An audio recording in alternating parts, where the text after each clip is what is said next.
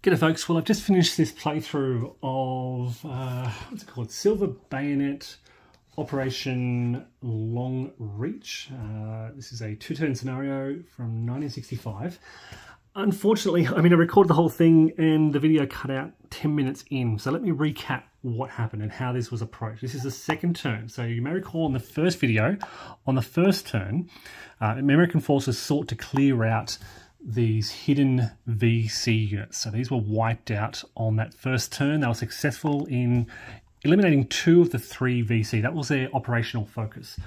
In the second turn, the NVA started first, and they tried to counterattack these Americans. They caused some losses, suffered some losses themselves, but they also spread out their regiments. They went here, here, and here. Ultimately, they were trying to wipe out an American battalion before the Americans could counterattack. They pretty much failed. They had low pursuit values, so they couldn't really continue the operation.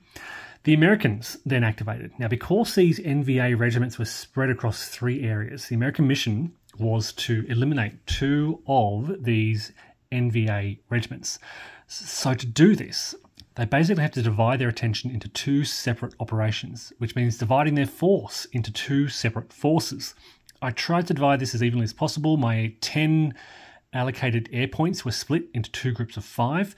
I had some reinforcements, so I was able to bring my headquarters up. This is an air mobile headquarters, so they could fly along here and land here.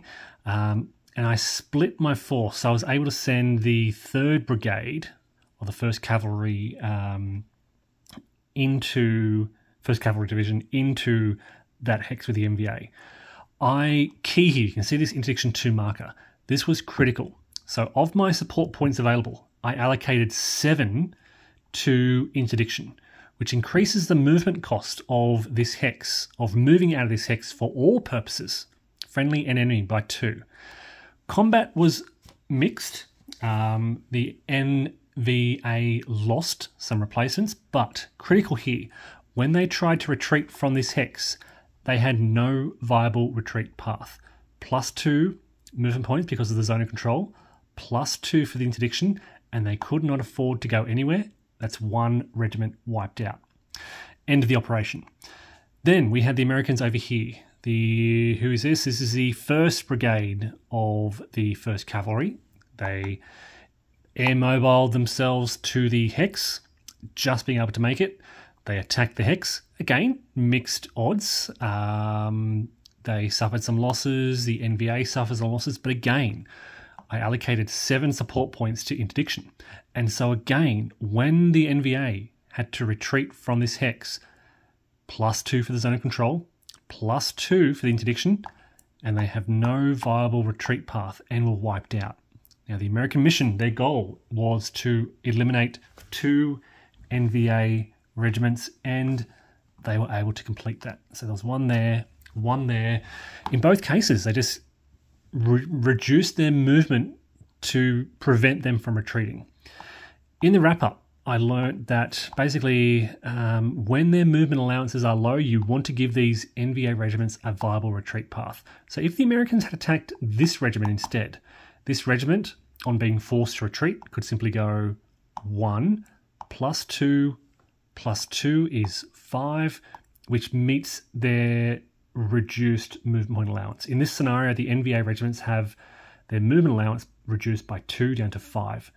And the fact that the Americans used interdiction and used zones of control effectively cancelled those retreats and wiped out those regiments. The Americans did lose 1 battalion in the process. They lost the 3rd. That was wiped out in that first battle.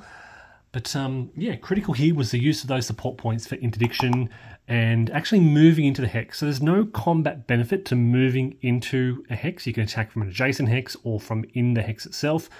But by being in that hex, you add the +2 movement to enemy movement when they're retreating.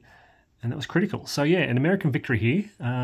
Pretty effective. They've reduced the NVA forces down to 1 regiment plus that 1 remaining VC battalion over there.